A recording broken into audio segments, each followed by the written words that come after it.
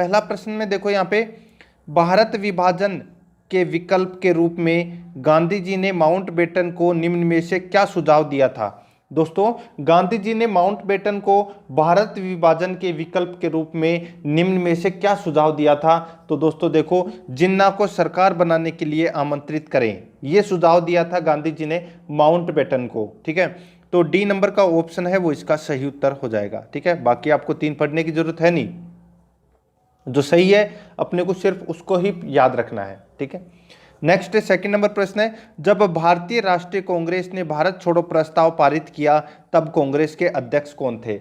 तो दोस्तों, उस समय कांग्रेस के अध्यक्ष थे अब्दुल कलाम आजाद, यानी कि अब्दुल कलाम आजाद है ये दोस्तों भारतीय राष्ट्रीय कांग्रेस के अध्यक्ष थे। किस समय? जिस समय भारत छोड़ो प्रस्ताव पारित किया गया था। ठीक है, नेक्स्ट थर्ड नंबर प्रश्न है, इसमें देखो दोस्तों सुमेलित करना है। ठीक है, सुमेलित करना है। इसमें एक तरफ है व्यक्ति, दूसरी तरफ है समाचार पत्र, यानी कि कौन से व्यक्ति द्वारा कौन सा समाचार पत्र प्रकाशित किया गया था। देखो यहाँ पे बाल गंगाधर तिलक द्वारा दोस्तों केसरी समाचार पत्र है वो प्रकाशित किया गया था। श्यामजी कृष्ण वर्मा के द्वारा दोस्तों इंडियन सोशियोलॉजिस्ट नामक समाचार पत्र प्रकाशित किया गया था। मौलाना आजाद के द्वारा दोस्तों अल हिलाल समाचार पत्र प्रकाशित किया गया था। और पंडित जवाहरलाल नेहरू के द्वारा दोस्तों नेशनल हेराल्ड समाचार पत्र प्रकाशित किया गया था। एक बार फिर से देख लो, बाल गंगाधर तिलक ने केसरी समाचार पत्र, श्यामजी कृष्ण वर्मा ने दोस्तों इंडियन सोशियोलॉजिस्ट समाचार पत्र, मौलाना आजाद ने अल हिलाल समाचार पत्र और जवाहरलाल नेहरू ने दोस्तों नेशनल हेराल्ड समाचार पत्र प्रकाशित किया था। नेक्स्ट है, तो इस प्रश्न का राइट आंसर हो जाएगा 2, 3, 4, 1, यानी कि बी नंबर का जो ऑप्शन है वो इसका सही उत्तर हो जाएगा। 4 नंबर प्रश्न है, 1915-16 में देश में गठित होम रूल लीग के संस्थापक निम्न में से हैं। तो दोस्तों, देश में गठित होम रूल लीग के संस्थापक निम्न में से कौन है। तो इसका राइट आंसर हो जाएगा वो है दोस्तों एनी बेसेंट, और बाल गंगाधर तिलक है वो दोस्तों होम रूल लीग के संस्थापक हैं। ठीक है, तो इसमें सी नंबर का ऑप्शन इसका सही उत्तर हो जाएगा। नेक्स्ट है, चंपारण सत्याग्रह के दौरान महात्मा गांधी जी के साथ निम्न में से कौन थे। तो महात्मा गांधी जी के साथ दोस्तों निम्न में से कौन कौन थे। तो एक तो थे राजेंद्र प्रसाद व अनुग्रह नारायण सिंह, ये थे दोस्तों चंपारण सत्याग्रह के दौरान महात्मा गांधी जी के साथ। तो इसका राइट आंसर हो जाएगा ए नंबर का ऑप्शन, बिल्कुल सही। नेक्स्ट है, देखो 6 नंबर का प्रश्न है, सुमेलित कीजिए। एक तरफ प्रजामंडल, दूसरी तरफ है स्थापनाकर्ता या संगठक। ठीक है, तो जयपुर प्रजामंडल की स्थापना है वो दोस्तों किसके द्वारा की गई थी। तो 2 बार की गई थी जयपुर की प्रजामंडल की स्थापना। ठीक है, तो यहाँ पे आपको दिख रहा होगा जमनालाल बजाज। ठीक है, तो जमनालाल बजाज के द्वारा जयपुर प्रजामंडल की स्थापना की गई थी। बूंदी प्रजामंडल की स्थापना पंडित नेनूराम शर्मा के द्वारा की गई थी। और बीकानेर प्रजामंडल की स्थापना है वो मग्गाराम वैद्य के द्वारा की गई थी। और मेवाड़ प्रजामंडल की जो स्थापना है वो माणिक्य लाल वर्मा के द्वारा की गई थी। ठीक है, तो दोस्तों इस प्रश्न का सही उत्तर हो जाएगा वो है 2, 3, 4, 1। 2, 3, 4, 1 मतलब सी नंबर का जो ऑप्शन है वो इसका सही उत्तर हो जाएगा। आगे देखो 7 नंबर का प्रश्न है, जैसलमेर के निरंकुश व अत्याचारी शासन के विरुद्ध रचना करने वाले सागरमल गोपा द्वारा रचित ग्रंथ कौन सा नहीं है। तो दोस्तों इनमें से कौन सा ग्रंथ है वो सागरमल गोपा द्वारा रचित नहीं है। तो दोस्तों आपको सीधा सा सिंपल सा आपको यहाँ पे दिख रहा होगा कि यहाँ पे राजपुताना की आजादी, ये इस प्रश्न का सही उत्तर हो जाएगा। अब देखो सागरमल गोपा द्वारा कौन कौन से ग्रंथ लिखे गए थे। तो देखो एक तो है देश के दीवाने, जिसको अपन आजादी के दीवाने भी बोलते हैं। ठीक है, जैसलमेर में गुंडाराज और रघुनाथ सिंगरा मुकदमा, ये 3 पुस्तक हैं, ये सागरमल गोपा द्वारा लिखी गई है और ये तीनों के तीनों है वो काफी फेमस है। नेक्स्ट इस प्रश्न का सही उत्तर हो जाएगा डी नंबर का ऑप्शन। आगे चलते हैं 8 नंबर प्रश्न। इसमें देखो किस स्थान पर पैट्रिक लॉरेंस, यानी कि गवर्नर जनरल था पैट्रिक लॉरेंस, ठीक है, किस स्थान पर पैट्रिक लॉरेंस की सेना को आवा के क्रांतिकारियों ने हराया था? तो वो स्थान कौन सा था? तो सबको पता होना चाहिए दोस्तों, वो स्थान है चेलावास का।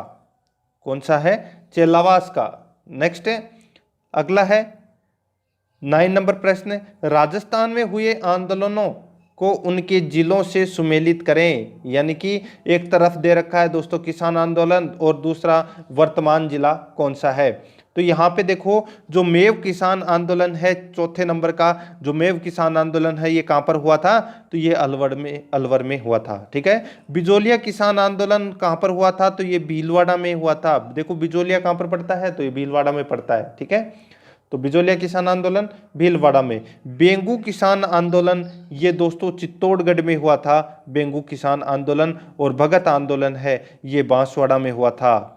ठीक है। इस प्रश्न का सही उत्तर हो जाएगा 2 3 4 1, मतलब क्या हो जाएगा इस प्रश्न का सही उत्तर? 2 3 4 1। बी नंबर का जो ऑप्शन है वो इसका सही उत्तर हो जाएगा।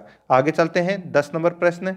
इसमें देखो, राजस्थान में हुए बेंगू आंदोलन का नेतृत्व किसने किया था? तो बेंगू आंदोलन का जो नेतृत्व है वो किसने किया था? तो रामनारायण चौधरी के द्वारा ये नेतृत्व किया गया था बेंगू किसान आंदोलन का।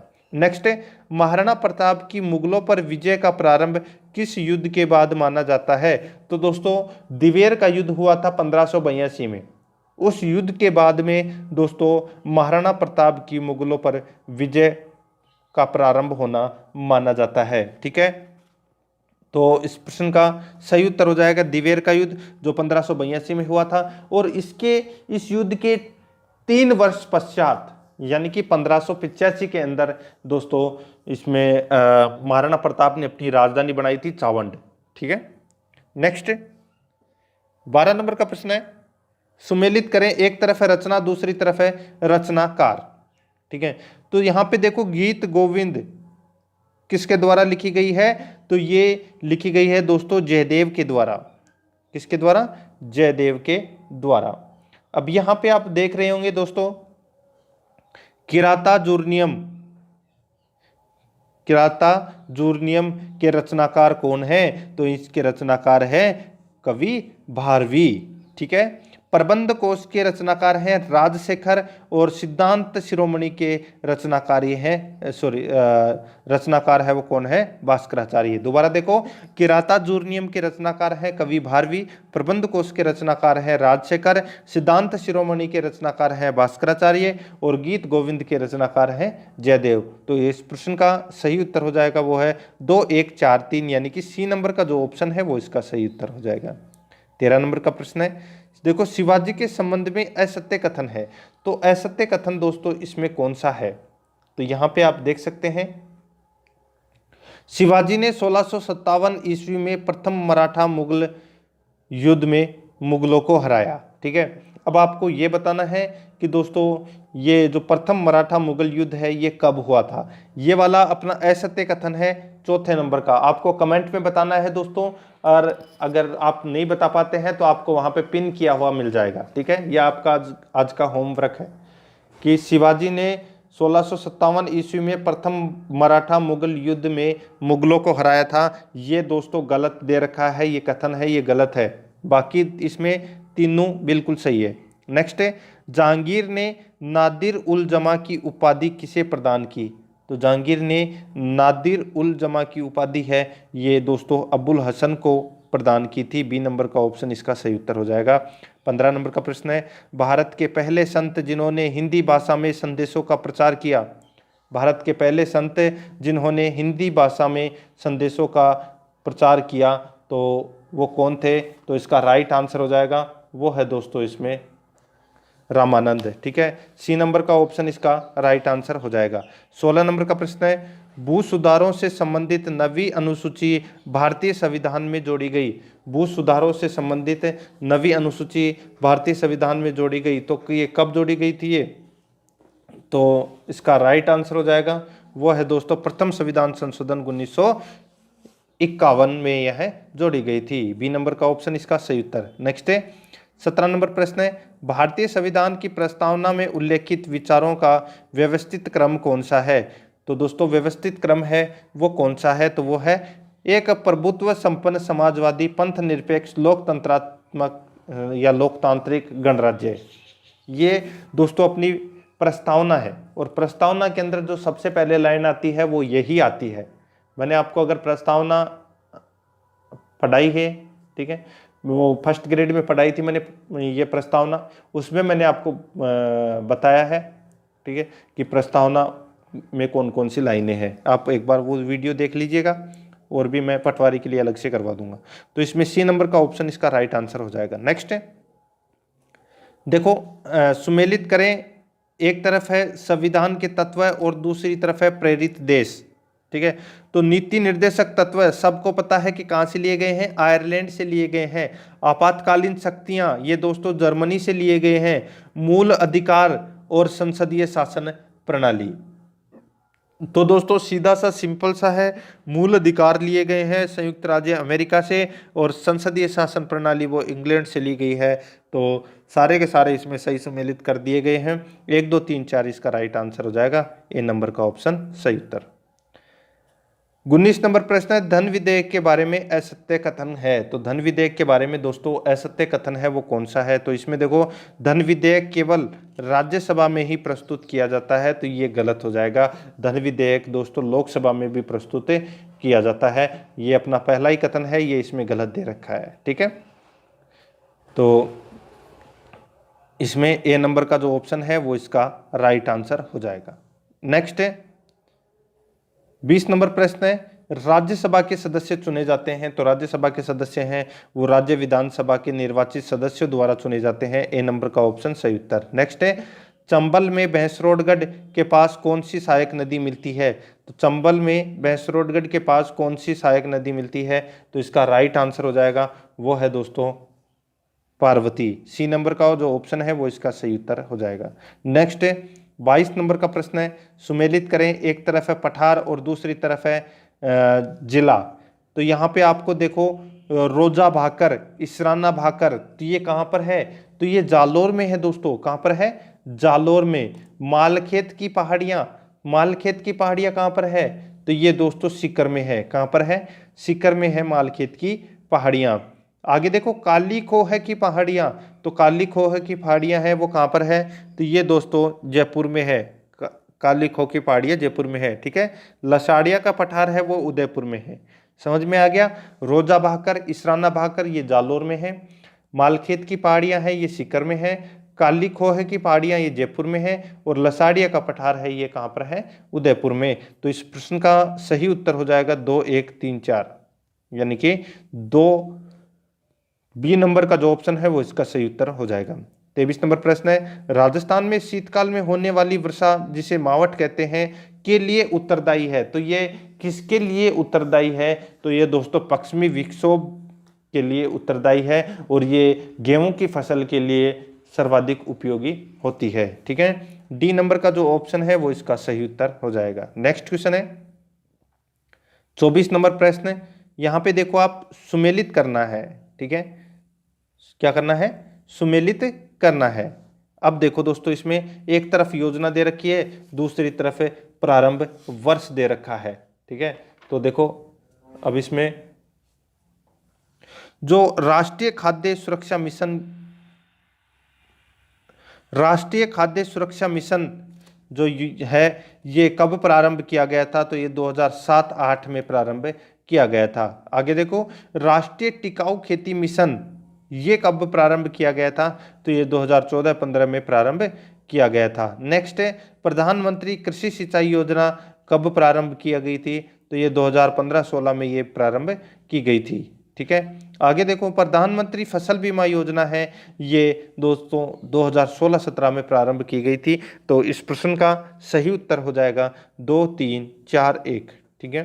2 3 4 1, यानी कि बी नंबर का जो ऑप्शन है वो इसका सही उत्तर हो जाएगा। 25 नंबर प्रश्न है, मिश्रित कृषि में सम्मिलित है। तो मिश्रित कृषि के अंदर क्या सम्मिलित है? तो यहाँ पे आप देख सकते हैं, फसलों के साथ पशुपालन करना मिश्रित कृषि कहलाता है। अपन देखते हैं कि परीक्षा में अगर प्रश्न पूछा जाए कि मिश्रित कृषि किसे कहते हैं, तो मिश्रित कृषि के अंदर फसलों के साथ में पशुपालन करना भी होता है, ठीक है। तो सी नंबर का ऑप्शन सही उत्तर। नेक्स्ट, निम्न में से सबसे अधिक विकसित पादप का प्रभाग है, निम्न में से सबसे अधिक विकसित पादप का प्रभाग है वो कौन सा है? तो इसका सही उत्तर हो जाएगा वो है दोस्तों एंजियोस्पर्म, एंजियोस्पर्म। ठीक है, तो इसमें D number option right answer. Next है, विश्व पर्यावरण दिवस कब मनाया जाता है? तो जो ये पर्यावरण दिवस है ये कब मनाया जाता है? 5 जून को। सी नंबर ऑप्शन इसका सही उत्तर। नेक्स्ट है, नाभिकीय विखंडन व नाभिकीय संलयन क्रिया में विमुक्त ऊर्जा को कहते हैं। नाभिकीय विखंडन व नाभिकीय संलयन क्रिया में विमुक्त ऊर्जा को कहते हैं, तो क्या कहते हैं? तो इसका राइट आंसर हो जाएगा वो है द्रव्यमान का ऊर्जा में परिवर्तन। डी नंबर का ऑप्शन इसका सही उत्तर हो जाएगा। नेक्स्ट है, एंटीजन एक ऐसा पदार्थ है जो, एंटीजन एक ऐसा पदार्थ है जो हानिकारक जीवाणुओं को कम करता है, हानिकारक जीवाणुओं को कम करता है, उससे हम एंटीजन कहते हैं। तो इसमें बी नंबर का ऑप्शन सही उत्तर। नेक्स्ट है, उपार्जित लक्षणों की वंशागति, उपार्जित लक्षणों की वंशागति सिद्धांत के प्रतिपादक है, तो इसके प्रतिपादक हैं वो कौन है? तो वो है लेमार्क। कौन है? लेमार्क। ए नंबर का जो ऑप्शन है वो इसका सही उत्तर हो जाएगा। नेक्स्ट है, 31 नंबर प्रश्न है, राजस्थान का जलियांवाला बाग नाम से विख्यात स्थान भानगढ़ धाम, ये भानगढ़ नहीं है, मानगढ़ है। ठीक है, मानगढ़। तो दोस्तों अपने को इसमें ये बताना है कि राजस्थान का जलियांवाला बाग नाम से विख्यात स्थान मानगढ़ धाम किस जिले में है? तो ये दोस्तों सबको पता होना चाहिए कहाँ पर है, तो ये डूंगरपुर में है। मानगढ़ धाम, सॉरी बांसवाड़ा में है। कहाँ पर है? बांसवाड़ा में है ये मानगढ़ धाम। नेक्स्ट, राजस्थान के किस जिले से हड़प्पा सभ्यता के व्यापक अवशेष पाए गए हैं? तो हड़प्पा सभ्यता के जो व्यापक अवशेष है ये हनुमानगढ़ में पाए गए हैं। ए नंबर का ऑप्शन सही उत्तर। नेक्स्ट, उड़न गिलहरियां कहाँ पाई जाती है? तो उड़न गिलहरियां है ये कहाँ पर पाई जाती है? तो ये सीता माता अभ्यारण्य में पाई जाती है उड़न गिलहरियां। तो इसका राइट आंसर हो जाएगा डी नंबर का जो ऑप्शन है वो इसका बिल्कुल सही उत्तर हो जाएगा। 34 नंबर प्रश्न है, इसमें आप देख सकते हैं कि थेवा कला राज्य के किस जिले की पहचान है? तो थेवा कला है ये दोस्तों कहाँ की पहचान है? तो ये प्रतापगढ़ की पहचान है, और प्रतापगढ़ का सोनी परिवार है वो उसका बहुत बड़ा योगदान है इस थेवा कला को प्रसिद्ध करने में। नेक्स्ट है, चांद बावड़ी कहाँ पर स्थित है? तो दोस्तों चांद बावड़ी है ये आबानेरी दौसा के अंदर स्थित है चांद बावड़ी। नेक्स्ट क्वेश्चन है, लोक देवता जाम्बोजी का जन्म स्थल है, तो जाम्बोजी का जो जन्म स्थल है वो दोस्तों कहां पर है? तो वो पीपासर है, याद रखना। नेक्स्ट है, राजस्थान में जिप्सम के 2/3 भंडार किस जिले में है? तो जिप्सम के 2/3 भंडार है वो कहां पर मिले हैं? तो ये मिले हैं दोस्तों नागौर जिले में। बी नंबर का ऑप्शन इसका सही उत्तर हो जाएगा। नेक्स्ट है, प्रख्यात चीनी इतिहासकार हेनसांग राजस्थान के किस शहर में रुके थे? तो ये दोस्तों राजस्थान के किस शहर में रुके थे हेनसान? तो ये भीनमाल में रुके थे, और भीनमाल कहाँ है? तो ये जालोर में है दोस्तों। नेक्स्ट है, सेंट्रल एरिड जोन रिसर्च यानी कि काजरी कहाँ स्थित है? तो काजरी है ये दोस्तों जोधपुर में स्थित है। कहां पर है? जोधपुर में स्थित है काजरी। नेक्स्ट है, पंडित जवाहरलाल नेहरू ने आधुनिक त्रिस्तरीय पंचायती राज व्यवस्था का प्रारंभ नागौर, राजस्थान के नागौर जिले में दोस्तों किस दिन किया था? ठीक है, यानी कि पंचायत जो त्रिस्तरीय पंचायती राज व्यवस्था है इसका प्रारंभ नागौर जिले से किया गया था, और नागौर में भी बगदरी गांव से किया गया था।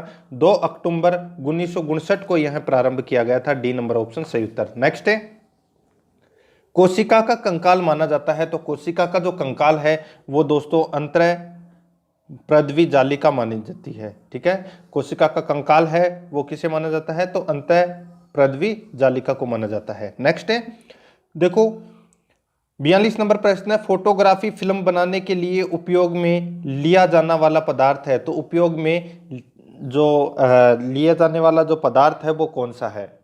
ठीक है, तो इसका राइट आंसर हो जाएगा वो है सिल्वर बोमराइड। 1 नंबर का जो ऑप्शन है वो इसका सही उत्तर हो जाएगा। नेक्स्ट है, अक्रिय गैस क्रिया नहीं करती है लेकिन निम्न में से कौन सी गैस यौगिकों का निर्माण करती है? ठीक है, तो कौन सी गैस है वो यौगिकों का निर्माण करती है? तो इसका राइट आंसर हो जाएगा वो है दोस्तों इसमें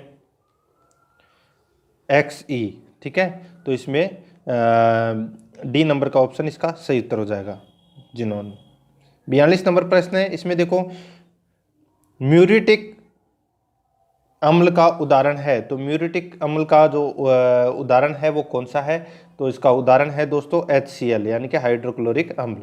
नेक्स्ट है पीएच स्केल में यदि किसी पदार्थ का अंकन शून्य आता है तो वह पदार्थ होगा, तो वह पदार्थ कौन सा होगा, तो दोस्तों वह पदार्थ होगा इसमें उदासीन होगा। ठीक है, सी नंबर का ऑप्शन सही उत्तर। नेक्स्ट क्वेश्चन है ग्रीन हाउस इफेक्ट से पृथ्वी पर क्या होगा, ग्रीन हाउस इफेक्ट से पृथ्वी पर क्या होगा कि समुद्री जल स्तर जो समुद्री जल स्तर है वो बढ़ता है ग्रीन हाउस इफेक्ट से। ठीक है, तो इसका 4 नंबर का ऑप्शन इसका राइट आंसर हो जाएगा।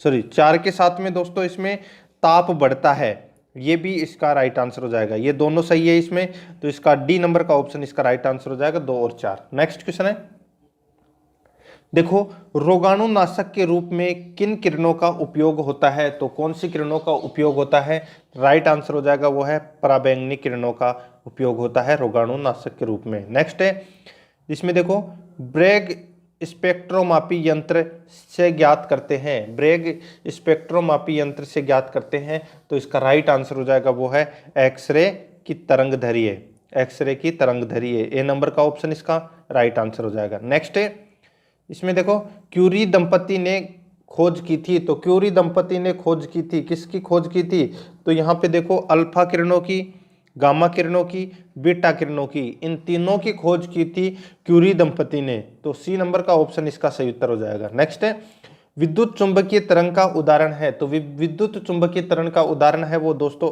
एक्स किरणें है।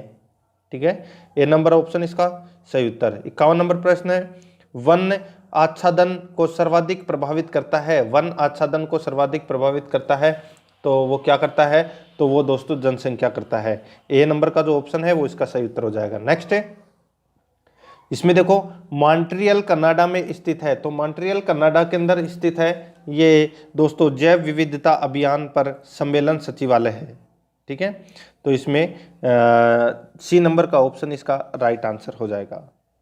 नेक्स्ट है 53 नंबर प्रश्न है निम्न में से सुमेल नहीं है, यानी कि कौन सा इसमें सुमेलित नहीं है, तो यहाँ पे देखो प्राथमिक उपभोक्ता शेर दे रखा है, ये इसमें गलत हो जाएगा। ठीक है, तो सी नंबर का ऑप्शन इसका राइट आंसर। नेक्स्ट है इसमें देखो IUCN की संकटग्रस्त प्रजातियों के लिए कौन सी पुस्तक द्वारा निःश्वसन में कौन सी गैस अंदर ली जाती है, दोबारा देखो IUCN की संकटग्रस्त प्रजातियों के लिए कौन सी पुस्तक द्वारा निःश्वसन में कौन सी गैस अंदर ली जाती है, तो इसका राइट आंसर हो जाएगा वो है दोस्तों N2, कौन सी N2।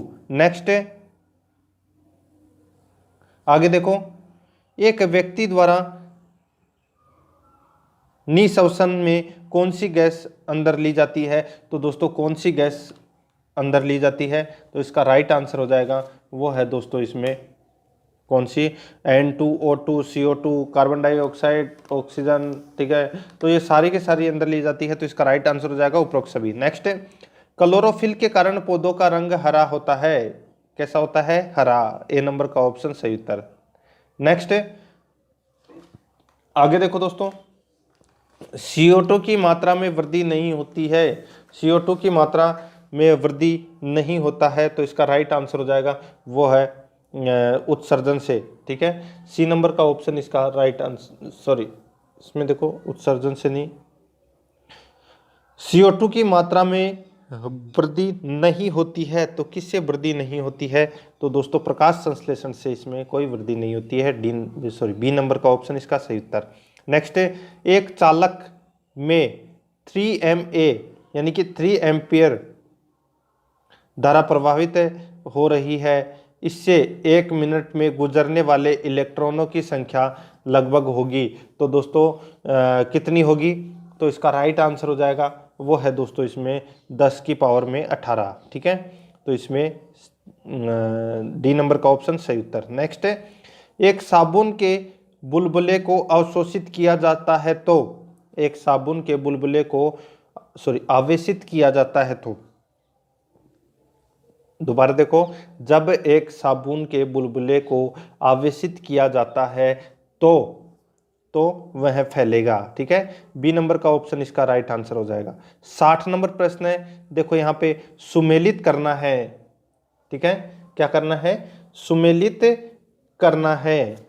और एक तरफ दोस्तों योजना दे रखी है और एक तरफ है दोस्तों इसमें प्रारंभ वर्ष दे रखा है। ठीक है, तो देखो मेवात क्षेत्र विकास कार्यक्रम कब प्रारंभ हुआ था? तो ये 1987-88 में प्रारंभ हुआ था दोस्तों, ये मेवात क्षेत्र विकास कार्यक्रम। नेक्स्ट है गुरु गोलवकर ग्रामीण जन भागीदारी विकास योजना है, ये दोस्तों 2014-15 के अंदर प्रारंभ की गई थी। नेक्स्ट डांग क्षेत्र विकास कार्यक्रम है, ये दोस्तों 2004-05 में प्रारंभ किया गया था। और मगरा क्षेत्र विकास कार्यक्रम है, ये 2005-06 में प्रस्तावित किया गया था, तो सॉरी प्रारंभ किया गया था। तो इसका राइट आंसर हो जाएगा, ये सारे के सारे आपस में सही सुमेलित हैं, तो 1 2 3 4 इसका राइट आंसर हो जाएगा। यानी कि कौन सा ऑप्शन, ए नंबर का जो ऑप्शन है वो इसका सही उत्तर हो जाएगा। आगे देखो 61 नंबर प्रश्न, राजस्थान में संचालित अविका कवच बीमा योजना का संबंध निम्न में से किससे है? तो ये यहाँ पे पूछा जा रहा है अविका कवच बीमा योजना का संबंध है वो किससे है? तो इसका सही उत्तर हो जाएगा भेड़ पालक से है। ठीक है, तो बी नंबर का ऑप्शन सही उत्तर। नेक्स्ट है 62 नंबर प्रश्न है, निम्न में से कौन सी योजना वर्तमान में गांवों में सर्वाधिक रोजगार उपलब्ध कराती है? तो दोस्तों कौन सी योजना वर्तमान में गांवों में सर्वाधिक रोजगार उपलब्ध कराती है? तो इसका राइट आंसर हो जाएगा दोस्तों, वो है महात्मा गांधी राष्ट्रीय ग्रामीण रोजगार गारंटी योजना। ठीक है, ए नंबर का जो ऑप्शन है वो इसका सही उत्तर हो जाएगा। 63 नंबर प्रश्न है, 14वें वित्त आयोग में केंद्र को हस्तांतरित कर राजस्व का कितना प्रतिशत राज्यों को देने की सिफारिश की गई है?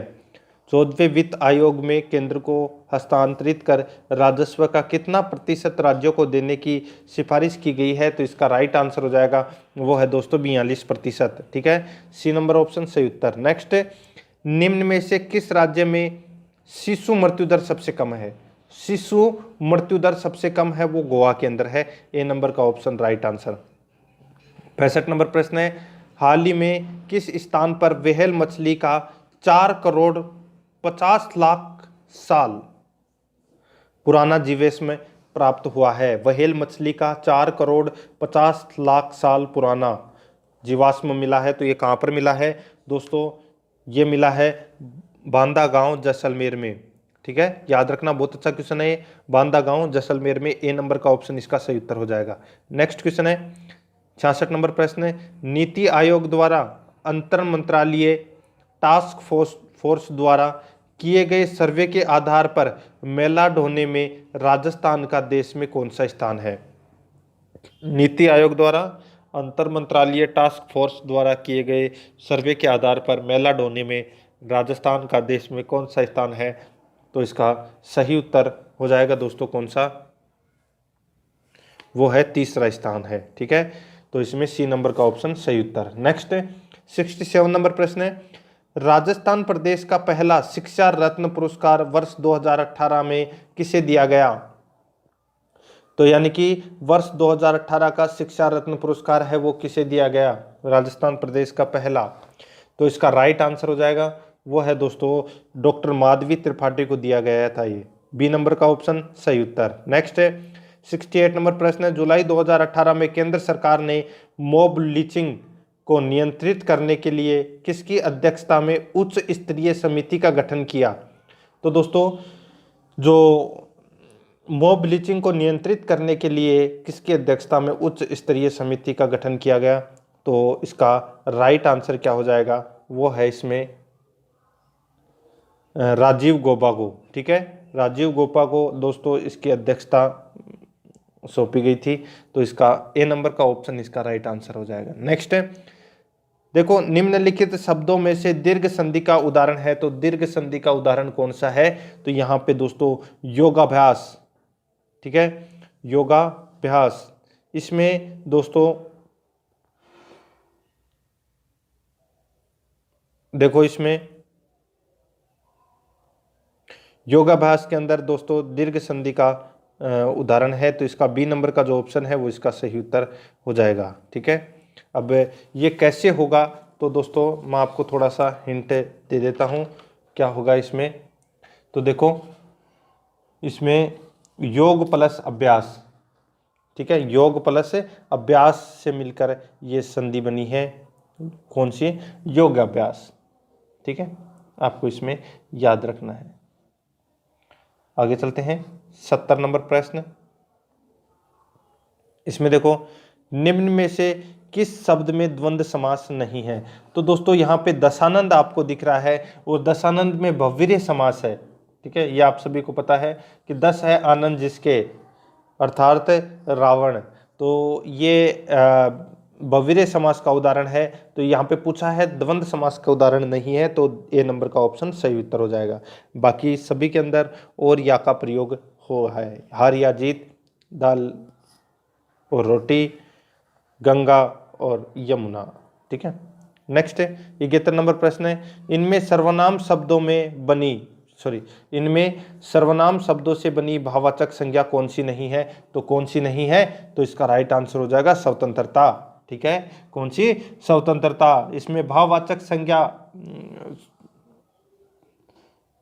दोस्तों, इसमें विशेषण शब्द का प्रयोग हुआ है, इसमें स्वतंत्रता, ता प्रत्यय जोड़ा गया है इसमें, तो इसका राइट आंसर हो जाएगा बी नंबर का ऑप्शन सही उत्तर। नेक्स्ट आगे चलते हैं 72 नंबर प्रश्न, मैंने 10 ग्राम इलायची खरीदी, वाक्य में विशेषण है। तो वाक्य में दोस्तों विशेषण है वो क्या है, तो इसका सही उत्तर हो जाएगा, वो है दोस्तों निश्चित परिमाणवाचक,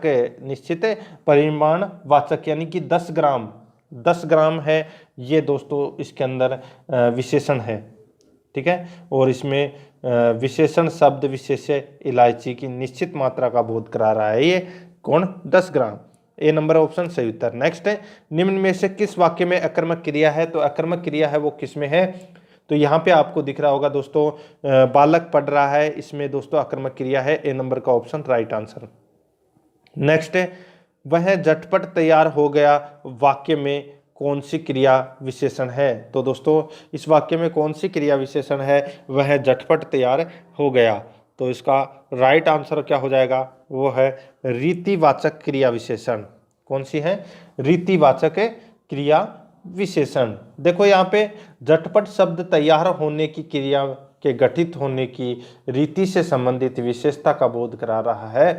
ठीक है, तो इसका राइट आंसर बी नंबर का ऑप्शन। देखो, कनक शब्द का समानार्थक शब्द निम्न में से कौन सा नहीं है। तो कौन सा शब्द है वो नहीं है, तो यहाँ पे आपको देखो किरण। ठीक है, कनक का मतलब सोना होता है, गेहूं होता है, धतूरा होता है। ठीक है, लेकिन यहाँ पे किरण है जो शब्द है, ये इसका समानार्थक शब्द नहीं है, तो इसका right answer C number option. Next है, वर्तनी की दृष्टि से शुद्ध शब्द का चयन कीजिए। तो शुद्ध शब्द कौन सा होगा इसमें, तो देखो औद्योगिकरण, यानी कि जो सी नंबर का ऑप्शन है वही इसका राइट आंसर हो जाएगा, क्योंकि यही एक इसमें शुद्ध शब्द है। नेक्स्ट है, शिक्षक दिवस पर बच्चों ने गुरुजी को उपहार दिया, इस वाक्य में निम्न में से किस कारक का प्रयोग नहीं हुआ है। तो इसमें कौन से कारक का प्रयोग नहीं हुआ है, तो यहाँ पे दोस्तों देखो जो अपादान कारक है, ठीक है, अपादान कारक का दोस्तों इसमें प्रयोग नहीं हुआ है। ठीक है, समझ में आया कुछ। देखो, संप्रदान कारक का परिसर्ग इसमें से है। ठीक है, शिक्षक दिवस पर बच्चों ने गुरुजी को उपहार दिया। ठीक है, तो इसमें अपादान का तो प्रयोग ही नहीं हुआ। ठीक है, तो ये आपको याद रखना है, अपादान का मतलब अलग होना। ठीक है, जैसे पेड़ से पत्ता गिरा, अलग ही हो गया, वो होता है अपादान। तो सी नंबर का ऑप्शन राइट आंसर। नेक्स्ट है, परछाई शब्द का बहुवचन होगा। तो परछाई शब्द का जो बहुवचन होगा वो क्या होगा, तो परछाइयाँ, तो बी नंबर ऑप्शन सही उत्तर। नेक्स्ट है, आयुष्मान पुल्लिंग शब्द का स्त्रीलिंग होगा। तो आयुष्मान शब्द का स्त्रीलिंग क्या होगा, तो दोस्तों इसका स्त्रीलिंग होगा आयुष्मती। ए नंबर का ऑप्शन सही उत्तर। अब देखो यहाँ पे 80 नंबर प्रश्न है, सुटेबल वर्ब्स अपने को इसमें बतानी है। ठीक है, तो इसमें देखो मिस्टर दिनेश इन पटना सिंस अगस्त 1989, तो यहाँ पर क्या आएगा। ठीक है, यहाँ पे देखो एडवर्ब सिंस दी गई है और उसके साथ में टाइम भी दिया गया है। ठीक है, तो सेंटेंस है वो प्रेजेंट परफेक्ट कंटिन्यूअस टेंस का है। तो इसमें जो वर्ब आएगी वो कौन सी आएगी, तो हैज बीन लिविंग आएगी, हैज बीन लिविंग। तो इसमें इसका right answer C number option हो जाएगा।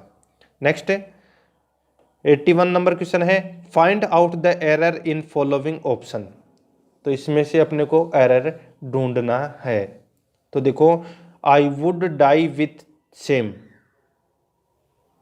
में ऑप्शन में एरर है, क्योंकि इसमें विथ और सेम एक साथ नहीं आते हैं। तो दोस्तों आपको याद रखना है, इसमें विथ और सेम है वो एक साथ नहीं आते हैं। सी नंबर का ऑप्शन इसका राइट आंसर।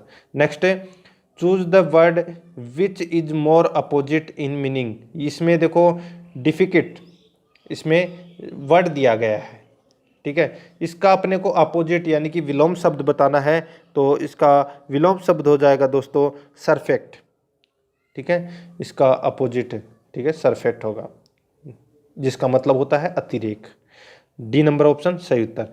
अब देखो चूज द करेक्ट अल्टरनेटिव। अब इसमें बताना है कि खालिस्तान में क्या आएगा। इसमें देखो he will examine all the past the matter, he will examine all the past the matter।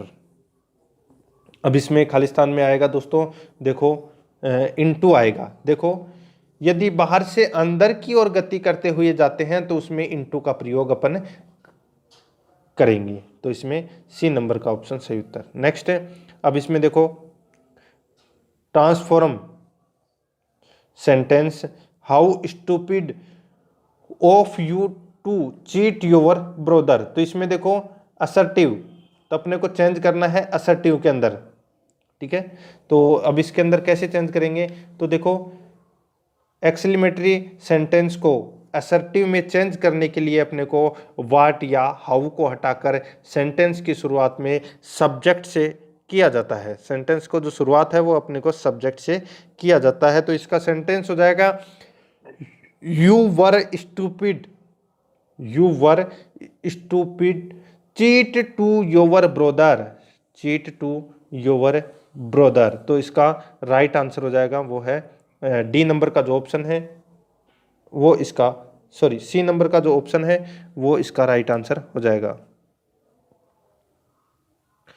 C number option right answer. आगे देखो 85 नंबर प्रश्न है, इसमें देखो वही चूज द करेक्ट अल्टरनेटिव। इसमें देखो Ravi has not come when called, Ravi has not come when called.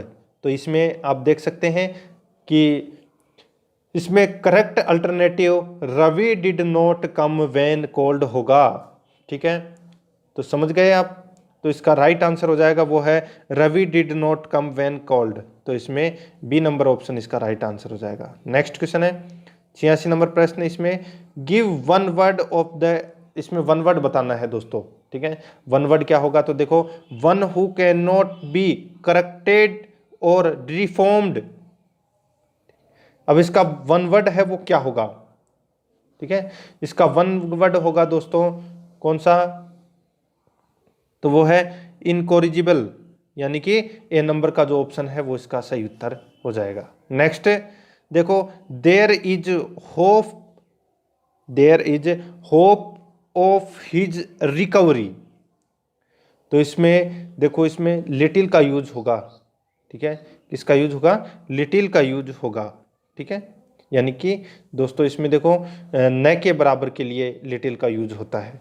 तो इसका right answer A number option. Next 88 number प्रश्न है, इसमें देखो she scolded me, she is my wife. तो इसका राइट आंसर हो जाएगा वो है दोस्तों इसमें जो एज इफ, इसका राइट आंसर हो जाएगा। नेक्स्ट क्वेश्चन है 89 नंबर प्रश्न है, इसमें देखो एकोमोडेट का हिंदी रूपांतरण होगा। तो इसका जो हिंदी रूपांतरण है वो दोस्तों समायोजित करना होता है। ए नंबर ऑप्शन सही उत्तर। अब देखो choose the correct alternative, same to same आगे देखो, she said to them don't be rubbish. तो इसका राइट आंसर हो जाएगा, सीधा सा सिंपल सा है दोस्तों, राइट आंसर है इसका, he told them not to be rubbish. तो इसका ए नंबर ऑप्शन इसका सही उत्तर हो जाएगा। आगे देखिए दोस्तों, एक त्रिभुज के तीनों अंतःकोणों का अनुपात 2:3:5 हो तो सभी अंतःकोणों का माप है। तो सभी अंतःकोणों का माप है वो क्या होगा? तो देखो सबसे पहले तो अपने इनको जोड़ें, इन अनुपातों का योग करें तो कितना आ जाएगा? तो दोस्तों 10 आ जाएगा। ठीक है, तो यहाँ पे देखो एक त्रिभुज के तीनों कोणों का योग होता है 180 डिग्री। कितना होता है? 180 डिग्री।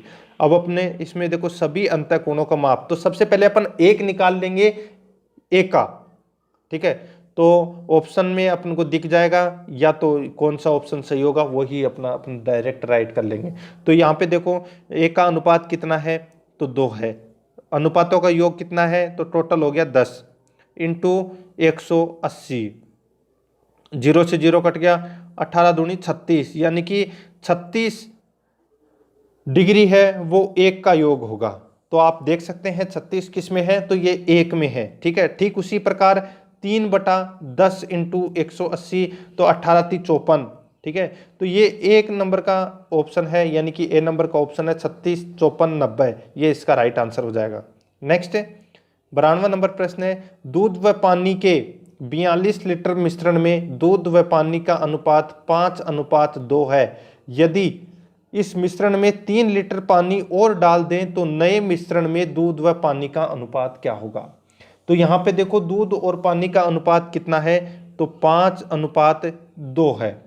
ठीक है, अनुपातों का योग कितना हो रहा है? तो दोस्तों अनुपातों का योग हो रहा है कितना? 7। अब दूध की मात्रा देखिए, तो दूध की मात्रा अपने को निकालनी है, तो दूध कितना है? 5। ठीक है, तो 5/7 इंटू 42, तो 7×6 = 42, यानी कि दोस्तों 42 लीटर में से 30 लीटर है वो क्या है? दूध है। और पानी कितना लीटर हो गया? तो पानी 12 लीटर हो गया। ठीक है, अब दोस्तों इसमें देखो आगे क्या है कि इस मिश्रण में 3 लीटर पानी और डाल दें तो नए मिश्रण में दूध और पानी का अनुपात क्या होगा? तो दोस्तों 12 और 3 कितने हो गए? 15, और ये कितने हो गए? 30। ठीक है, तो 30 तो पहले से था ही दूध, 3 लीटर पानी अपन ने और मिला लिया। तो अगर अपन इसको काटें तो देखो 15 एकम 15, ये 1 है, और ये 2 से 2 कट गया, 15 का 2 बार गया इसमें 30 में, तो 2:1 इसका राइट आंसर हो जाएगा, यानी कि जो अपना सी नंबर का ऑप्शन है वो इसका सही उत्तर। नेक्स्ट क्वेश्चन है 93 नंबर प्रश्न है, यदि चावल की कीमत 30 रुपए किलो से बढ़ाकर 60 रुपए किलो कर दी गई हो तो उपभोक्ता खपत में कितनी प्रतिशत कमी करे ताकि खर्च है वो पूर्ववत रहे? तो दोस्तों यहाँ पे देखो इसमें एक सूत्र होता है, अंतिम विक्रय मूल्य माइनस प्रारंभिक विक्रय मूल्य बटा अंतिम विक्रय मूल्य। यानी कि पहले देखो अपन खपत में कमी निकाल रहे हैं। ठीक है, तो इसका जो क्या करेंगे, तो सबसे पहले भाई कितनी बड़ी है? तो 60 रुपए किलो हो गई है। ठीक है, पहले कितनी थी? तो पहले थी दोस्तों 30 रुपए किलो, और पहले कितनी थी? तो पहले भी दोस्तों 30 रुपए किलो। तो अब अपन को इसमें निकालना है इंटू 100, यानी कि खर्च है वो पहले की जितना ही रहे। ठीक है, पहले की जितना रहे। अब देखो तो सीधा सा है, इसमें से 30 घट गए तो बचे 30। ठीक है, तो 30 से 30 यहाँ पे, सॉरी यहाँ पे 60 आएगा दोस्तों। ठीक है, कहाँ पे? यहाँ पे 60 आएगा। ये अंतिम विक्रय मूल्य कितना आएगा? यहाँ पे 60 आएगा, 30 नहीं आएगा।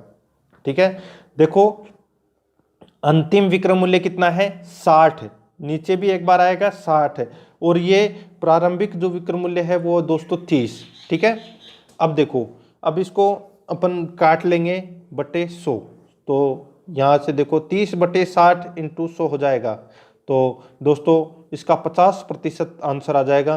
कैसे आएगा? तो इसमें जो 30/60 इंटू 100, ठीक है, 0 से 0 कट गया, नहीं सीधा सा सिंपल है, 30 से ये 2 बार कट गया और 50 100 में 2 का भाग देंगे तो 50 आ जाएगा। तो इसका राइट आंसर बी नंबर का ऑप्शन। नेक्स्ट क्वेश्चन है, यदि चीनी के मूल्य में 20% की वृद्धि हो तो एक गृहिणी चीनी की खपत में कितनी प्रतिशत कमी करे ताकि उसका चीनी का मासिक व्यय नहीं बढ़े? तो चीनी का मासिक व्यय है वो नहीं बढ़े, तो कमी का जो सूत्र है वो क्या है? तो दोस्तों सेम टू सेम कमी का सूत्र होता है x/100 प्लस x इंटू 100। तो यहाँ पे देखो कुछ भी नहीं करना, x की जगह अपने को 20 रखना है, तो 20/100 प्लस 20 यानी कि 120 में डायरेक्ट लिख देता हूँ, इंटू 100 काट लो, ये कट गया दोस्तों इधर 6 बार। अब 100/6 यानी कि 16 सही 2/3 इसका राइट आंसर आ जाएगा, सी नंबर ऑप्शन। आगे देखो 95 नंबर प्रश्न है, एक प्रकाशक अपनी पुस्तक का मूल्य पहले 20% व बाद में 25% बढ़ा देता है तो पुस्तक के मूल्य में कुल कितने प्रतिशत वृद्धि हुई? तो पुस्तक के मूल्य में देखो पहले तो 20%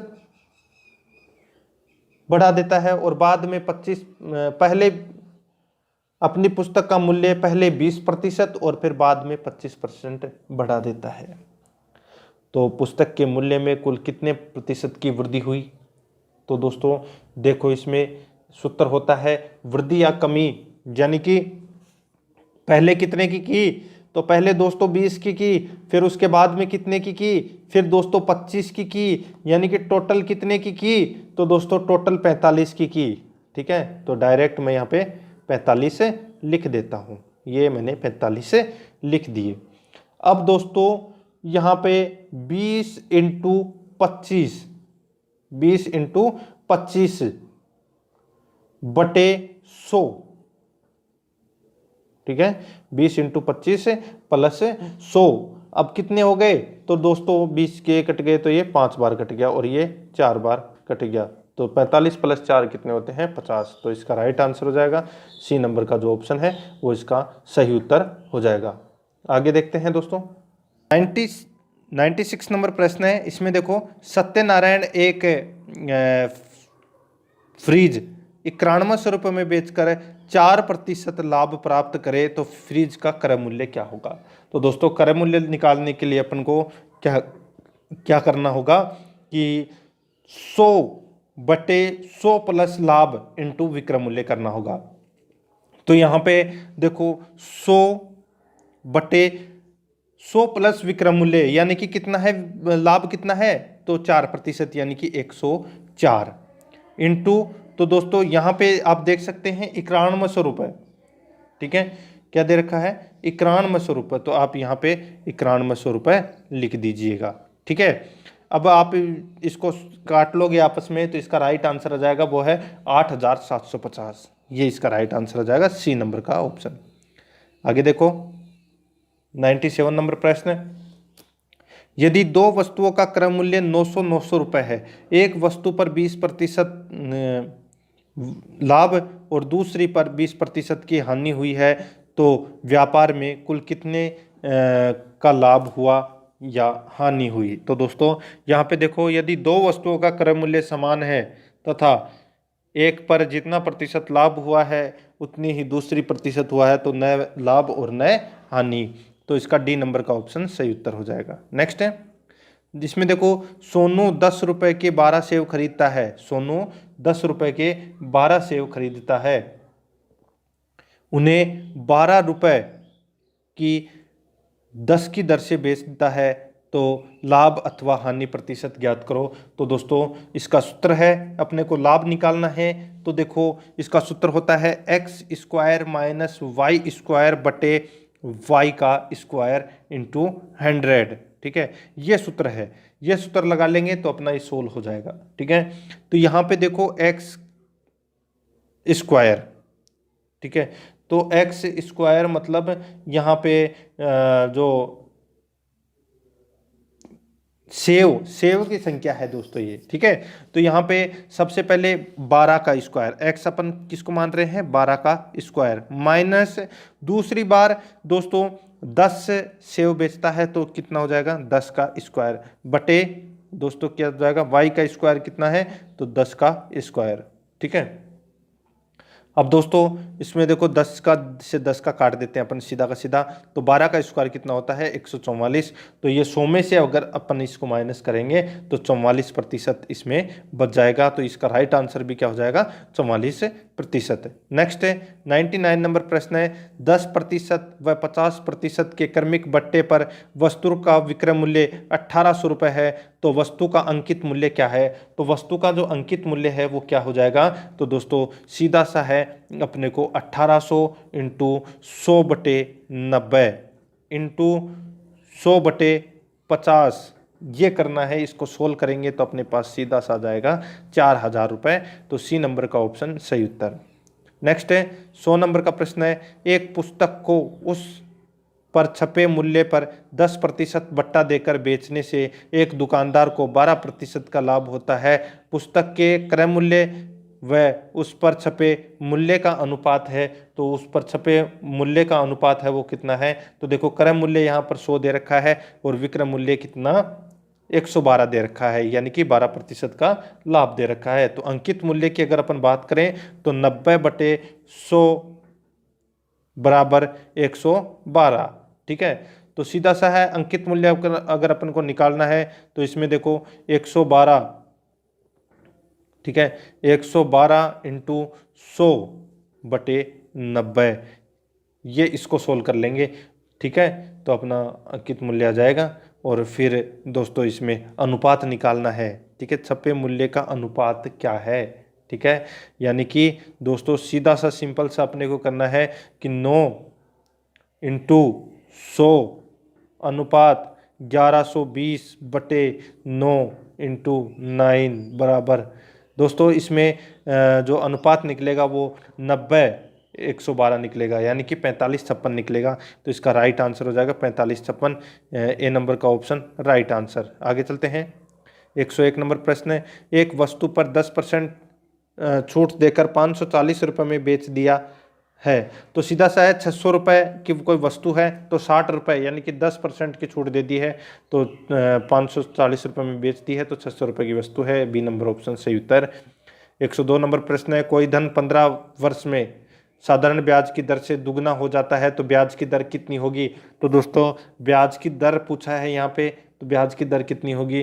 तो दोस्तों सीधा सा एक काम करो आप कि 100 के अंदर आप 15 का भाग दे लो, 100 के अंदर आप 15 का भाग दे लो। सीधा सा सिंपल है कि 15 छिके 90, ठीक है। और सॉरी दोस्तों इसमें अगर आप आगे तक सोल्व करोगे तो सीधा निकल के आ जाएगा 6 सही 2/3। 100 में अगर आप 15 का भाग दोगे तो यही निकल के आएगा 6 सही 2/3, यानी कि 36 18 18 और 2 20/3%। तो ए नंबर का ऑप्शन सही उत्तर हो जाएगा इसमें। नेक्स्ट है आगे देखो 103 नंबर प्रश्न है, कोई साधारण ब्याज पर उधार दिया जाता है, यानी कि कोई धन है वो साधारण ब्याज पर उधार दिया जाता है, 3 वर्ष में उसका साधारण ब्याज मूलधन का 3/5 हो जाता है, तो ब्याज की वार्षिक दर ज्ञात करो। तो दोस्तों ब्याज की अपने को क्या करना है, वार्षिक दर ज्ञात करनी है। तो ब्याज दर यानी कि 100 इंटू 3/5 इंटू 3, ठीक है। यहाँ पे देखो मूलधन है 5 है और ब्याज कितना है 3 है, ठीक है। मूलधन कितना है तो 5 है और ब्याज कितना है 3 रुपये और 3 वर्ष दे रखा है। तो सीधा सा अगर अपन इसको काटेंगे तो 20% आ जाएगा, तो बी नंबर का ऑप्शन सही उत्तर हो जाएगा। नेक्स्ट है 104 नंबर प्रश्न है, यदि 6% वार्षिक साधारण ब्याज की दर से 3 वर्ष के अंत में मूलधन व साधारण ब्याज का अंतर है 1722 रुपये हो तो मूलधन ज्ञात करो, ठीक है। तो दोस्तों अपने को मूलधन ज्ञात करना है, तो इस मूलधन ज्ञात करने का जो सूत्र है 100 इंटू ब्याज का अंतर बटे 100 माइनस दर इंटू समय। तो यहाँ पे देखो 100 इंटू ब्याज का अंतर कितना है 1722, ठीक है, बटे 100 माइनस यहाँ पे दर कितनी दे रखी है, तो दर दे रखी है 6 वर्ष इंटू 2 और वर्ष कितने 3, तो 36 18, ठीक है। इसको अपन सोल्व कर लेंगे तो दोस्तों अपने पास आ जाएगा 2100 आंसर, बी नंबर ऑप्शन सही उत्तर। 105 नंबर प्रश्न है 12,000 रुपये का 8% वार्षिक चक्रवर्ती ब्याज की दर से 2 सही 3/4 वर्ष का चक्रवर्ती मिश्रधन ज्ञात करो। तो चक्रवर्ती मिश्रधन दोस्तों अपने सीधा सा अगर वैसे भी ज्ञात करें, यानी कि 12,000 का 8% वार्षिक ब्याज निकाल लो, एक साल का तो साधारण निकाल लो, ठीक है। तो जैसे कि 8% निकाले तो इसका कितना हो जाएगा 12×96 यानी कि 960 रुपये। 960 रुपये दोस्तों 12,000 इसमें जोड़ दो, ठीक है, तो कितने हो जाएंगे 12,960 का 8% फिर से निकाल दो और फिर 3/4 का एक बार और निकाल लो, ठीक है। आप वैसे भी कर सकते हो और डायरेक्ट सूत्र लगा के भी कर सकते हो।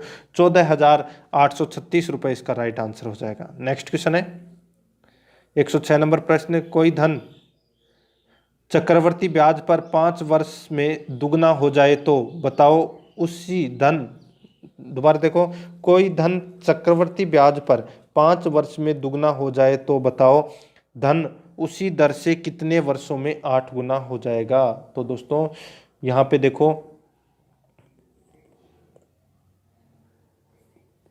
देखो, इसका जो सूत्र है A/T, यानी कि यहाँ पे 3/5, ठीक है, तो कितना हो जाएगा 15 वर्ष, ठीक है। दोनों में अंतर कितना है, तो 3 का अंतर है, तो 3×5 यानी कि 15 वर्ष इसका राइट आंसर हो जाएगा। नेक्स्ट क्वेश्चन है 107 नंबर प्रश्न है, ABC एक कंपनी में हिस्सेदार है, एक वर्ष में A को लाभ का 1/3, B को 1/4 भाग, C को 5,000 रुपये मिले, तो A को लाभांश मिला है, तो A को कितना लाभांश मिला है। तो दोस्तों यहाँ पे आप देख सकते हैं कि A प्लस B का भाग कितना है दोस्तों, A प्लस B दोनों का भाग की अगर मैं बात करूं तो 7/12 कितना है 7/12, ये A और B का दोनों का भाग है, ठीक है। अब अपने को C का भाग निकालना है तो A माइनस 7/12 यानी कि 5/12 भाग आ जाएगा ये C का, ठीक है। अब कुल लाभ का 5/12 भाग निकालना है तो 12,000 रुपये, सॉरी 5,000 रुपये आएगा, ठीक है।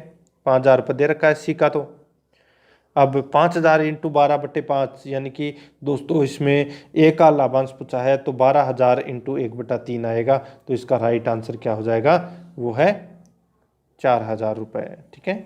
सीधा सा सिंपल है, बी नंबर का ऑप्शन सही उत्तर। नेक्स्ट है 108 नंबर प्रश्न है, एक व्यापार में ज्योति व रेखा की पूंजी का अनुपात 5:6 है तथा लाभ का अनुपात 5:12 है। यदि ज्योति की पूंजी व्यापार में 8 माह रही तो रेखा की पूंजी व्यापार में कितने माह रही है। देखो यहाँ पे मैं ज्योति को J लिख रहा हूँ और रेखा को R लिख रहा हूँ, ठीक है।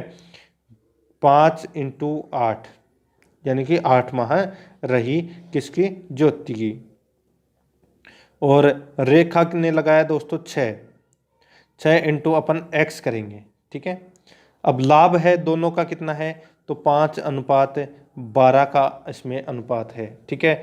तो अब आप देखो यहाँ पे 8 पंजे 40, ठीक है, 8 पंजे कितना हो जाएगा 40 अनुपात 6x बराबर 5:12, ठीक है। तो दोस्तों 16 माह तक रही, आप इसको आगे सोल्व कर लोगे, इतना तो मैंने आपको बता दिया है, तो सी नंबर का ऑप्शन सही उत्तर। नेक्स्ट है, एक कोण अपने संपूरक कोण का आधा है तो प्रत्येक कोण का मान ज्ञात करो। तो प्रत्येक कोण का मान ज्ञात करना है तो दोस्तों इसमें 180 माइनस 60 हो जाएगा, ठीक है, यानी कि 120 का हो जाएगा इसमें, ठीक है। संपूरक कोण 180 डिग्री माइनस x डिग्री हो जाएगा, तो 2x बराबर 180 डिग्री, ठीक है। तो 3x डिग्री बराबर 180 डिग्री यानी कि 60 डिग्री आ जाएगा, तो अपन उसको 120 180 में से माइनस कर देंगे। नेक्स्ट है 110 नंबर प्रश्न है, चित्र में y का मान ज्ञात करो। तो चित्र के अंदर ये जो y है इसका मान अपने को ज्ञात करना है। तो दोस्तों मान है वो कैसे ज्ञात करेंगे, तो ये अपने को पता होना चाहिए दोस्तों। देखो इसका मान ज्ञात करने का जो सबसे सिंपल सा तरीका है वो है x प्लस वाई बराबर 180। ठीक है, x प्लस वाई बराबर कितना हो जाएगा 180। अब देखो y बराबर 180 माइनस एक्स, ठीक है, बराबर 180 माइनस 75। ठीक है, यहाँ पे दे रखा है 75। ठीक है, तो कितना बच जाएगा 105, यानी कि 180 में से 175 अपन घटा देंगे तो कितना बच जाएगा 105। यही इसका राइट आंसर हो जाएगा।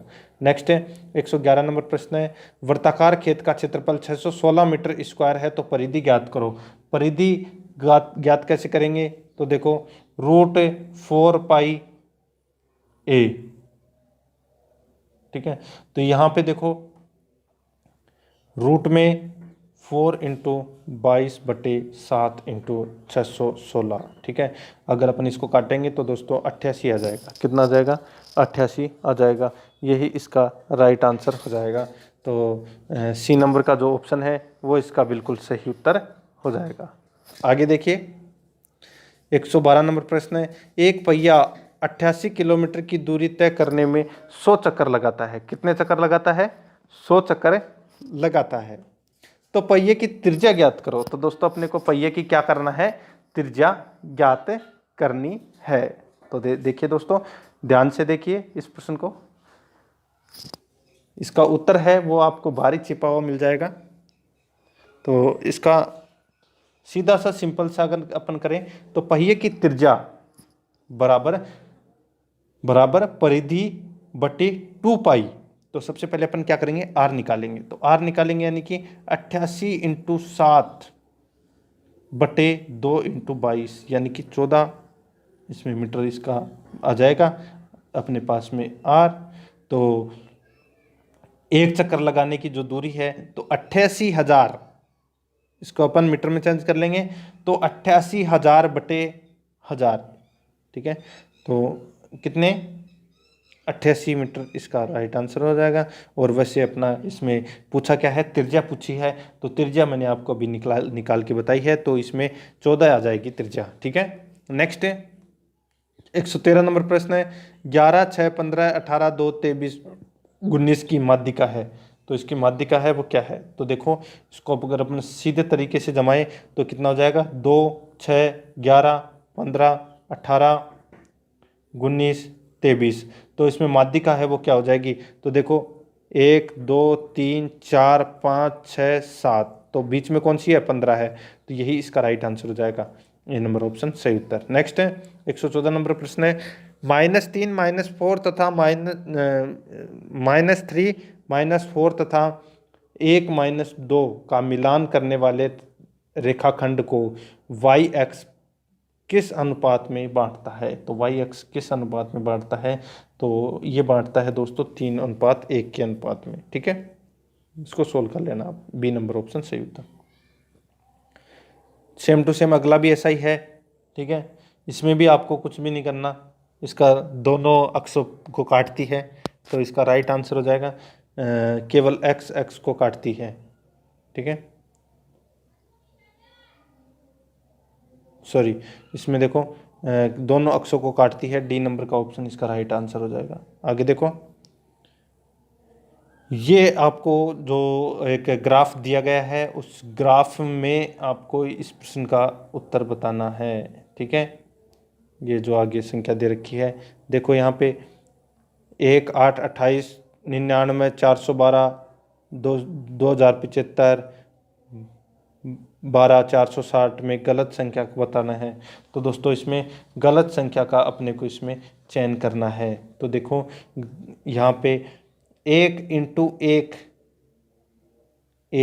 एक बराबर कितना हो जाएगा दोस्तों 1। ठीक है, तो 1 इंटू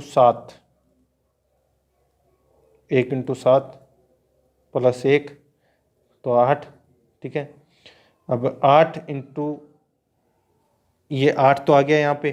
ठीक है, अब 28 कैसे लाएं अपन, 28 लाने का जो तरीका है वो है दोस्तों 8×2 प्लस 2×6, ठीक है।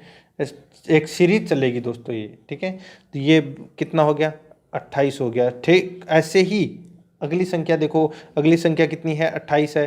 तो 28 इंटू यहाँ पे 2 आ गया तो अब आएगा 3, प्लस यहाँ पे 2×6 दे रखा है तो अब 3×5 आएगा, ठीक है। तो टोटल आ गए 99। ये सीरीज चलेगी आगे, आगे संख्या आएगी 99, तो 99×4 प्लस 4×4 होगा तो 412 जाएंगे। तो इस प्रश्न का सही उत्तर हो जाएगा वो है 12,462। ये इसका राइट आंसर हो जाएगा, ठीक है। नेक्स्ट क्वेश्चन है, देखो 121, 144 ये स्क्वायर दे रखा है दोस्तों, ठीक है। 11 का स्क्वायर, 12 का स्क्वायर, 13 का स्क्वायर, 14, 15, 16, देखो यहाँ पे 11 का, 12 का, 13 का, 14 का, ठीक है। तो यहाँ पे क्या पूछा गया है कि दोस्तों अपने को यहाँ पे जो गलत संख्या बतानी होगी, वो अगली संख्या बतानी है। वो देखो यहाँ पे दी गई श्रृंखला ऐसे लिखी गई है, 11 का स्क्वायर, 12 का स्क्वायर, 13 का स्क्वायर, 14 का स्क्वायर, ठीक है। और फिर डायरेक्ट यहाँ पे दोस्तों 17 का स्क्वायर दे दिया, फिर 15 का स्क्वायर दे दिया, फिर 19 का, फिर 16 का। अब आगे कौन सा स्क्वायर आएगा, ठीक है। तो आगे जो स्क्वायर आएगा वो आएगा दोस्तों 23 का स्क्वायर, 23 का स्क्वायर 529 आएगा इसमें, ठीक है दोस्तों। 11, 13, 17, 19, 23 ये क्रमागत अभाज्य संख्याएं हैं, ठीक है। और क्रमागत भाज्य संख्याएं हैं 12, 14, 15, 16, ठीक है। तो इसका राइट आंसर हो जाएगा 529। नेक्स्ट है 18 नंबर प्रश्न है, दी गई श्रृंखला को यदि z से प्रारंभ करते हैं तो उल्टे क्रम में व्यवस्थित किया जाए तो प्रत्येक एकांतर अक्षर के श्रृंखला से हटा जाए तो श्रृंखला के मध्य कौन सा अक्षर आएगा। तो इसका राइट आंसर हो जाएगा दोस्तों n आएगा इसमें, ठीक है। इसमें दोस्तों जैसे ZX, ठीक है, उल्टे क्रम में व्यवस्थित करें, ZXV TRP, ठीक है। एक एक अक्षर बीच में से अगर अपन इनको हटाना है, ठीक है, एक एक अक्षर है वो अपने को इसमें हटाना है। जैसे Z के बीच में, Z के बाद में Y है तो Y को हटा लेंगे, X ले आएंगे उसकी जगह, ठीक है। तो इसमें मध्य में पूछा है तो मध्य में N आएगा, इसमें A नंबर का ऑप्शन सही उत्तर हो जाएगा। नेक्स्ट 119 नंबर प्रश्न है, ZYX UTSPON के आगे की जो दो संख्या हैं वो अपने को इसमें बतानी है। तो अपन कैसे बताएंगे इसमें, तो देखो इसमें -3 का गैप चल रहा है दोस्तों इसमें, ठीक है। देखो यहाँ पे ZYX, ठीक है, फिर UTS, फिर PON, फिर अब आएगा के के बाद में J और J के बाद में I, ठीक है। तो इसका राइट आंसर KJI, तो इसमें डी नंबर का ऑप्शन सही उत्तर। नेक्स्ट है वायु, श्वास, रक्त, तो दोस्तों ये परिसंचरण आएगा इसमें, ठीक है। आगे चलते हैं तो यहाँ पे देखो XZGCATDOG, ठीक है। तो यहाँ पे जी का कोड का विपरीत अक्षर कौन सा होगा, तो जी का विपरीत दोस्तों अपने देखो यहाँ पे अपन X को क्या लिखते हैं, C लिखते हैं, Z को दोस्तों अपन A लिखते हैं और G को अपन क्या लिखते हैं, T। ठीक उसी प्रकार ये देखो कैट बन गया, तो D को अपन लिखेंगे W, O को लिखेंगे दोस्तों O को L और G को T, यानी कि WLT। डी नंबर का ऑप्शन इसका राइट आंसर हो जाएगा इसमें, ठीक है, यानी कि विपरीत अक्षर लिखना है। नेक्स्ट है शब्दों को सार्थक क्रम में व्यवस्थित करो, दुर्घटना, न्यायाधीश, डॉक्टर, वकील, पुलिस। तो सबसे पहले दुर्घटना होगी, दुर्घटना के बाद में डॉक्टर के पास ले जाया जाएगा और डॉक्टर के पास से पुलिस ले जाएगी और पुलिस के बाद में वकील आ जाएगा और वकील के बाद में न्यायाधीश, ठीक है। तो इसका ए CEDB इसका राइट आंसर हो जाएगा। नेक्स्ट क्वेश्चन है 123 नंबर प्रश्न है, दिए गए विकल्पों में से कौन सा विकल्प निम्नलिखित का आंतरिक परत से प्रारंभ होते हुए सार्थक क्रम में लिखना है। तो सबसे पहले आएगा अपना स्थलमंडल, स्थलमंडल के बाद में आएगा दोस्तों जलमंडल, और जलमंडल के बाद में आएगा जीवमंडल, और जीवमंडल के बाद में आएगा वातावरण मंडल। ठीक है, तो इस प्रश्न का सही उत्तर हो जाएगा DACB, ए नंबर का ऑप्शन सही उत्तर। नेक्स्ट है 40 बच्चों की एक कतार में बाईं ओर से P 13वें स्थान पर है, क्यों दाईं ओर से 9वें स्थान पर है। R क्योंकि बाईं ओर चौथे स्थान पर है, तो P और Q के बीच में कितने बच्चे हैं। तो दोस्तों यहाँ पर क्योंकि दाईं ओर 9वें स्थान पर है, R क्योंकि बाईं ओर चौथे स्थान पर है, और R दाईं ओर से 13वें स्थान पर है। ठीक है, तो दोस्तों P और R के बीच में है वो टोटल 9 और 4 13, 13 प्लस 1, ठीक है 14, टोटल P और R के बीच में टोटल 14 व्यक्ति होंगे दोस्तों। C नंबर का ऑप्शन सही उत्तर हो जाएगा। आप पेन और कॉपी लेके बैठिए, इस क्वेश्चन को सोल्व कर लीजिएगा। ठीक है, आसानी से मैंने बता दी 14 क्वेश्चन आएंगे, 14 बीच में आएंगे। नेक्स्ट, एक क्षतिग्रस्त दिशा यंत्र जिसकी सुई पहले उत्तर दिशा की ओर दर्शाती थी अब पूर्व दिशा की ओर दर्शाती है, यदि क्षतिग्रस्त दिशा यंत्र के अनुसार वह पश्चिम दिशा की ओर चलता है तो ज्ञात कीजिए कि वह वास्तविकता में किस दिशा की ओर जा रहा है। ठीक है, तो दोस्तों यहाँ पे सीधा सा है कि अपने को एक NESW एक कंपास बनाना है और उसके अनुसार अपने को इसमें चलना है। ठीक है, और वास्तव में दोस्तों ये दक्षिण दिशा की ओर जा रहा है, आप चला के देख लेना। D नंबर का ऑप्शन इसका सही उत्तर हो जाएगा। नेक्स्ट है, आगे देखो दोस्तों माधुरी की बेटी कृष्णा के पिता की बहू के बेटे के साथ कैरम खेलती है, माधुरी का कृष्णा के साथ क्या रिश्ता है। देखो माधुरी और कृष्णा आपस में कोई रिश्ता नहीं है, इसलिए इनके बीच रिश्ता निर्धारित नहीं कर सकते हैं, तो इसका सही उत्तर हो जाएगा ज्ञात नहीं किया जा सकता। 127 नंबर प्रश्न है, लड़कों के कतार में रिचर्ड आगे से 15वें स्थान पर है, उसके आगे जितने लोग बैठे हैं उसके 3 गुना उसके पीछे बैठे हैं। ठीक है, पीछे से 7वें स्थान पर बैठे लड़के व रिचर्ड के बीच में कुल कितने लड़के हैं। तो दोस्तों सीधा सा सिंपल है, अपने को 15वें स्थान पर रिचर्ड है, तो आगे इसके कितने व्यक्ति बैठे हैं, तो 14 बैठे हैं। 14 के अपने को 3 से मल्टीप्लाई करना है तो कितने हो जाएंगे 42। 42 लड़के हैं वो रिचर्ड के पीछे बैठे हुए हैं। ठीक है, और एक रिचर्ड खुद हो गया 43। ठीक है, और 43 और 14 कितने हो गए 57, तो टोटल व्यक्ति इसमें कितने हो गए दोस्तों 57। ठीक है, अब 57 लड़कों की कतार में पीछे से 7वां लड़का यानी कि 51वें स्थान पर है, और 15वें और 51 के बीच में यानी कि 51 में से अगर अपन 15 माइनस कर दें, ठीक है, अगर 51 में से अगर अपन 15 माइनस कर दें तो कितना आ जाएगा, तो दोस्तों 36वां आ जाएगा। ठीक है, और 36 माइनस 1 करेंगे यानी कि 35 लड़के अपने बीच में हैं, तो इसका C नंबर का ऑप्शन इसका सही उत्तर हो जाएगा। नेक्स्ट है, सानू 7 किमी दक्षिण की ओर चलता है, सानू है वो 7 किमी दक्षिण की ओर चलता है, फिर वहाँ से बाईं ओर मुड़कर वह 3 किलोमीटर चलता है, तो ये 3 किलोमीटर चल गया। फिर वहाँ से वह 4 किमी बाईं ओर चलता है, तो ये 4 किलोमीटर बाईं ओर भी चल गया। ठीक है, फिर वह बाईं ओर मुड़कर 6 किलोमीटर चलता है, तो फिर वह बाईं ओर फिर मुड़कर 6 किलोमीटर चल गया। तो ज्ञात कीजिए सानू का मुख किस दिशा में है। तो सानू का मुख दोस्तों ये कौन सी दिशा है, पश्चिम दिशा है, तो इसका राइट आंसर हो जाएगा B नंबर का ऑप्शन। नेक्स्ट है, आगे देखो यहाँ पे ये दिए गए हैं चित्र, इसमें क्या प्रश्न पूछा गया है कि निम्न में से कौन सा वर्ग उन व्यक्तियों को दर्शाता है जिन्होंने पेपर W तथा Y पास किया है। ठीक है, जिन्होंने पेपर W तथा Y पास किया है, लेकिन पेपर W तथा Z पास नहीं किया है। ठीक है, तो दोस्तों देखो वर्ग जी में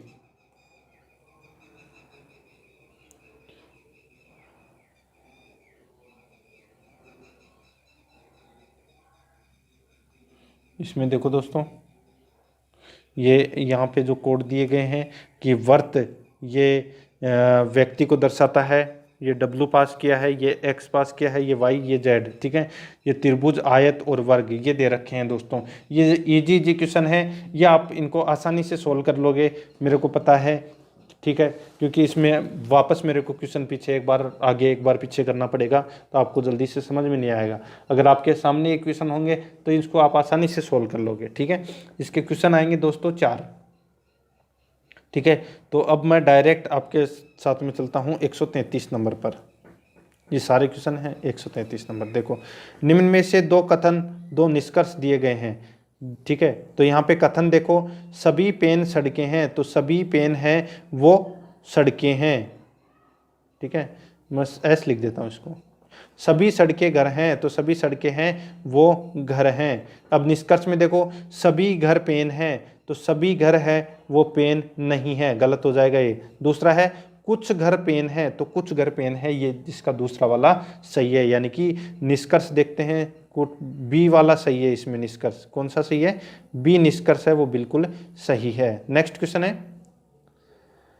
34 नंबर प्रश्न है। इसमें देखो, किसी घन के छोटे छोटे 24 घन करने के लिए कम से कम लगाए गए कूटों की संख्या ज्ञात कीजिए।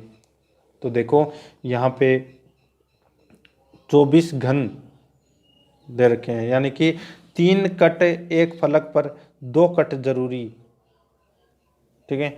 तो 3 कट एक फलक पर, 2 कट दूसरी फलक पर और 1 कट तीसरी फलक पर, यानी कि 3 + 2 + 1, यानी कि दोस्तों कितने हो गए टोटल?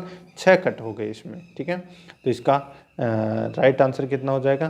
तो इसमें 6 हो जाएगा इसमें, ठीक है। नेक्स्ट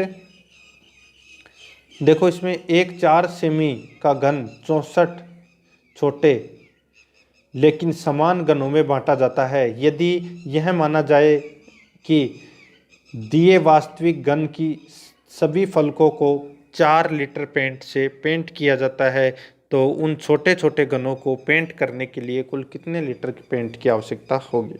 तो दोस्तों सीधा सा है, अपने को इसमें कुछ नहीं करना।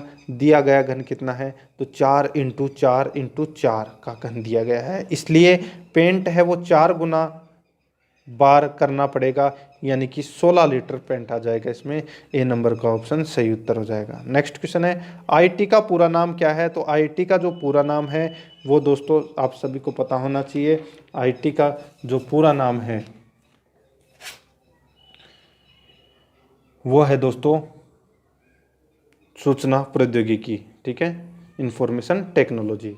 सी नंबर ऑप्शन सही उत्तर। नेक्स्ट है, एक डंब टर्मिनल में निम्न में से क्या होता है?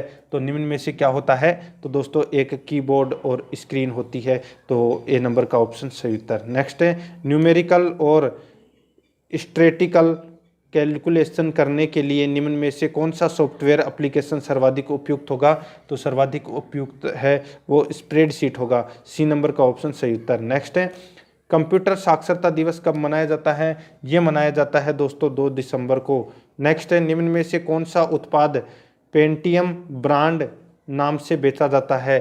तो वो बेचा जाता है दोस्तों माइक्रो प्रोसेसर। ए नंबर का ऑप्शन सही उत्तर। नेक्स्ट है, स्टोरेज डिवाइस के मेन फोल्डर को क्या कहते हैं? तो मेन फोल्डर को क्या कहते हैं? तो दोस्तों ये कहते हैं रूट डायरेक्टरी, ठीक है। बी नंबर ऑप्शन सही उत्तर। नेक्स्ट है, वर्ड रेप की निम्न में से कौन सी विशेषता है? तो वर्ड रेप की निम्न में से कौन सी विशेषता है?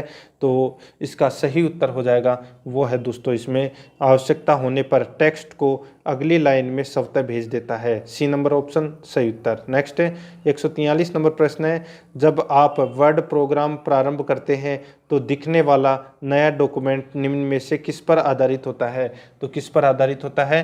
तो ये दोस्तों ब्लैक डॉक्यूमेंट टेम्पलेट पर आधारित होता है। नेक्स्ट है, निम्न में से असत्य कथन है। तो दोस्तों निम्न में से असत्य कथन है वो कौन सा है? तो दोस्तों यहाँ पे आपको दिख रहा होगा कि प्रयोक्ता इसे बनाने की तारीख निर्दिष्ट करने के लिए एक्सटेंशन देता है। डी नंबर का ऑप्शन सही उत्तर। नेक्स्ट है, 145 नंबर प्रश्न है, कंप्यूटर की अधिकांश प्रोसेसिंग किस में होती है? तो ये किस में होती है? तो ये होती है दोस्तों सीपीयू में। बी नंबर का ऑप्शन सही उत्तर। नेक्स्ट है, उस नेटवर्क का नाम क्या है जो केवल क्लोज परिसर तक सीमित होता है?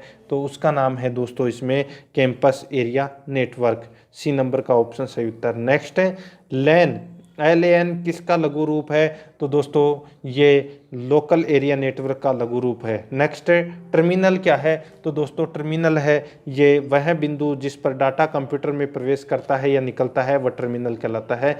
नेक्स्ट है, ALU का पूरा नाम है? तो ALU का पूरा नाम हो जाएगा दोस्तों अर्थमेटिक लॉजिक यूनिट। ए नंबर ऑप्शन सही उत्तर।